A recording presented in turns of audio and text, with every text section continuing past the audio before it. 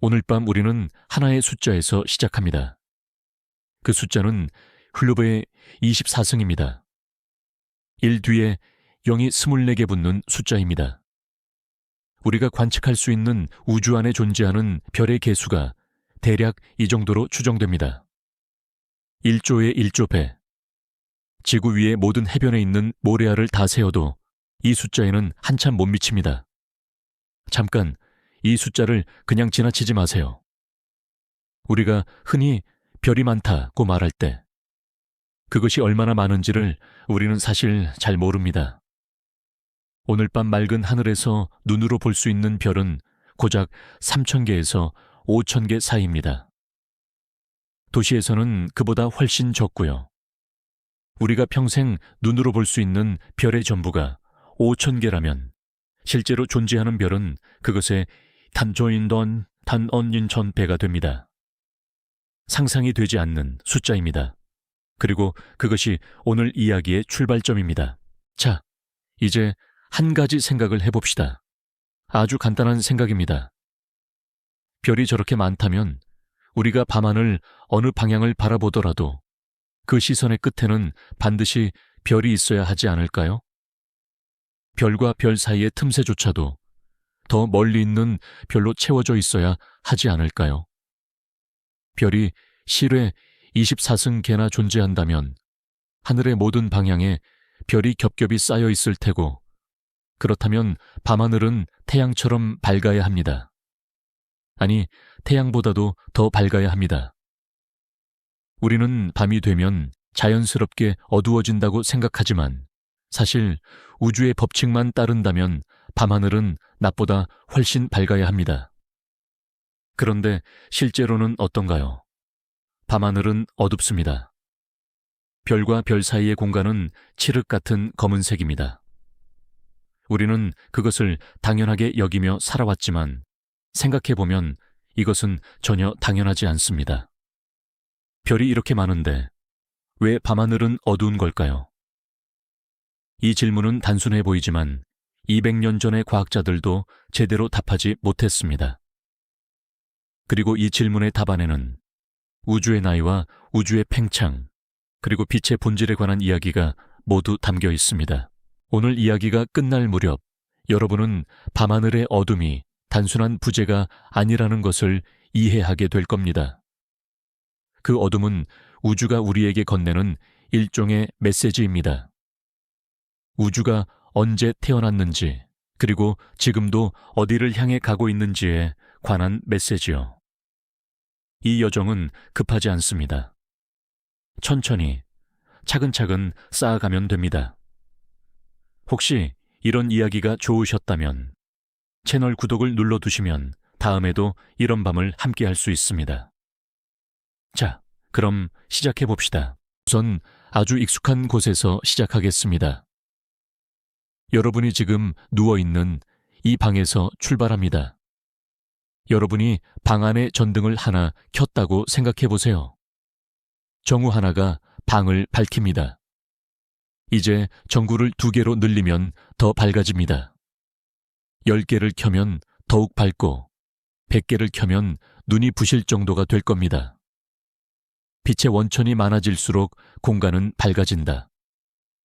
이것은 우리가 아주 자연스럽게 알고 있는 사실입니다.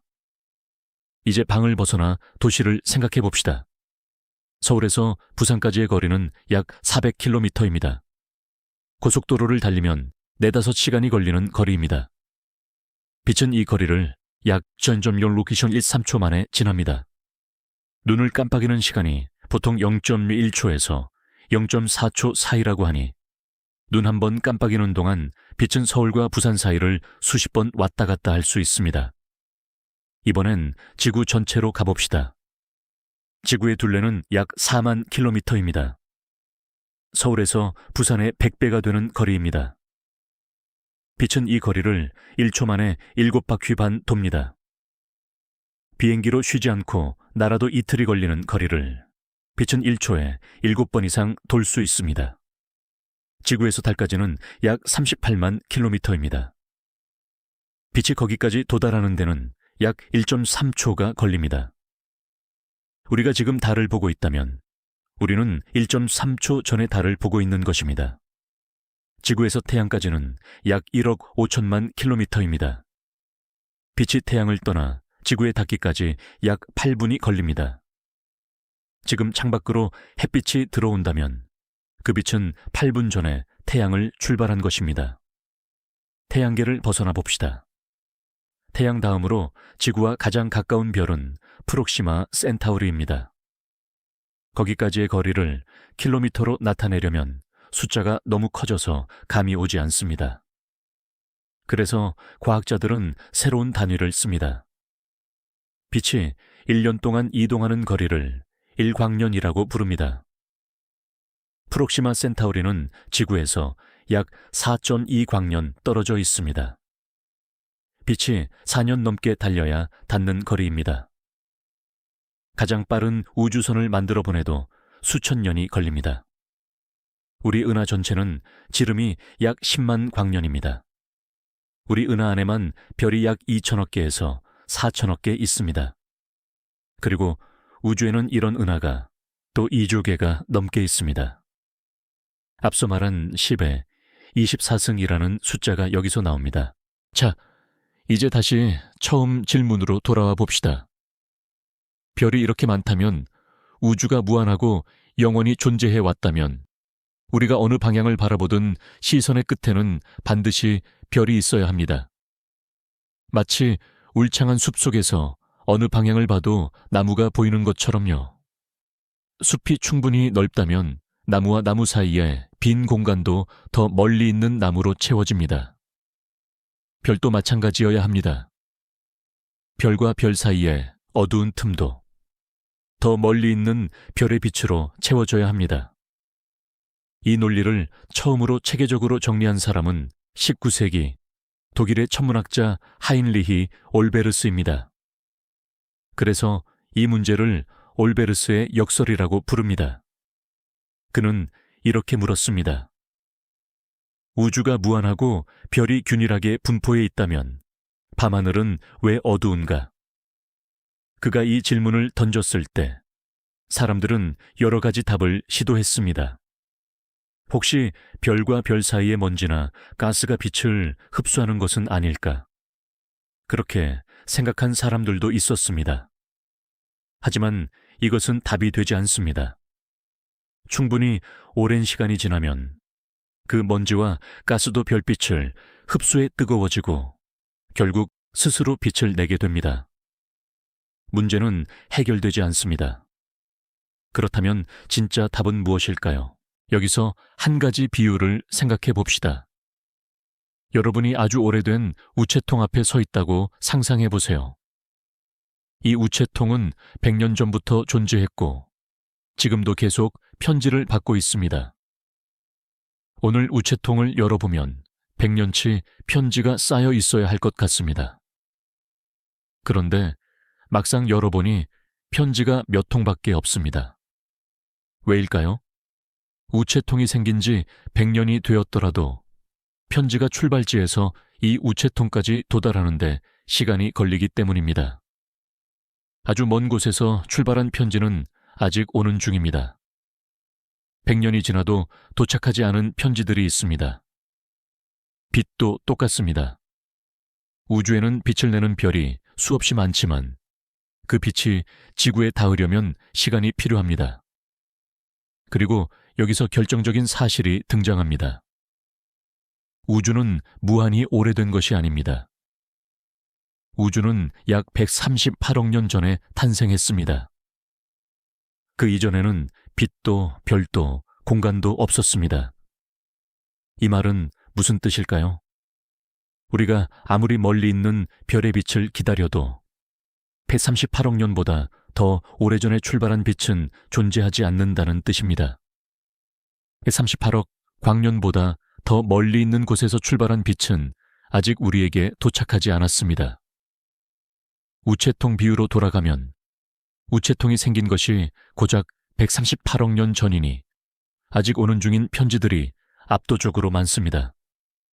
우주는 무한하지만 우리가 볼 수 있는 우주는 유한합니다.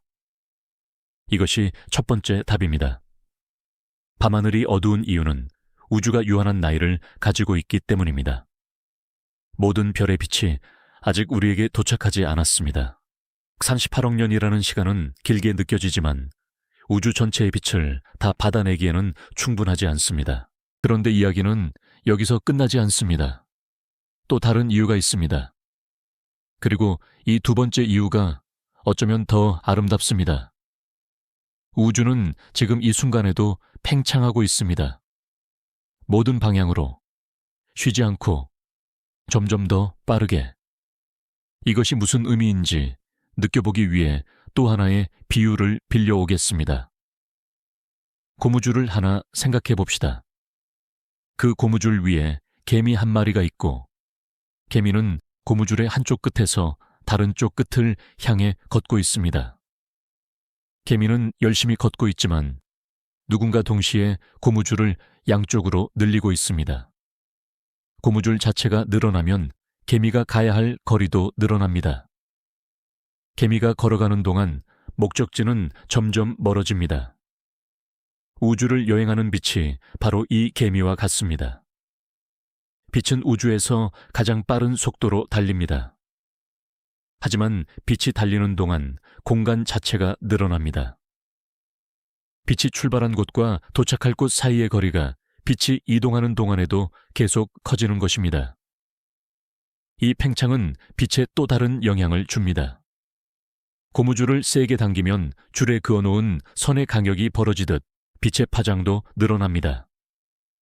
빛의 파장이 길어지면 어떻게 될까요? 여기서 잠깐 빛의 색깔에 대해 생각해 봅시다. 우리가 보는 빛의 색은 파장에 따라 다릅니다. 파장이 짧을수록 보라색과 파란색, 파장이 길어질수록 노란색, 빨간색이 됩니다. 그리고 빨간색보다 파장이 더 길어지면 우리 눈에는 보이지 않는 적외 선이 됩니다. 아주 먼 곳에서 출발한 별빛은 우주를 여행하는 동안 공간이 늘어나면서 파장이 길어집니다. 원래는 파란색이나 초록색이었던 빛이 지구에 도착할 때쯤에는 빨간색이 되거나 심지어 눈에 보이지 않는 적외 선이 되어버립니다. 이것을 적색편이라고 부릅니다. 구급차가 멀리서 다가올 때는 사이렌이 높게 들리고 멀어질 때는 낮게 들리는 것을 경험해 보신 적이 있을 겁니다. 구급차의 속도가 소리의 파장을 바꾸기 때문입니다. 빛도 비슷합니다. 우주가 팽창하면서 멀어지는 별의 빛은 파장이 길어지고 우리 눈에는 붉게 혹은 보이지 않게 됩니다. 다시 말하면 아주 먼 곳의 별들이 실제로는 빛을 내고 있을지라도 그 빛이 지구에 도착했을 때는 이미 우리 눈으로는 감지할 수 없는 형태가 되어 있습니다. 밤하늘에 보이는 어둠 속에는 사실 수많은 별들의 빛이 숨어 있습니다. 다만 우리 눈이 볼 수 없는 파장으로 변해버렸을 뿐입니다. 이제 처음 질문으로 돌아올 수 있습니다. 왜 밤하늘은 어두운가? 첫 번째 이유는 시간입니다. 우주는 138억 년 전에 태어났습니다. 아무리 별이 많아도 그 38억 년보다 더 오래된 빛은 존재하지 않습니다. 아직 오는 중인 빛들이 훨씬 많습니다. 두 번째 이유는 팽창입니다. 우주는 지금 이 순간도 커지고 있고 그 팽창이 빛의 파장을 늘려 우리 눈으로는 보이지 않는 영역으로 밀어냅니다. 밤하늘의 어둠은 빛이 없는 것이 아니라 우리가 감지할 수 없는 빛들로 가득 찬 공간입니다. 숫자를 다시 연결해 봅시다.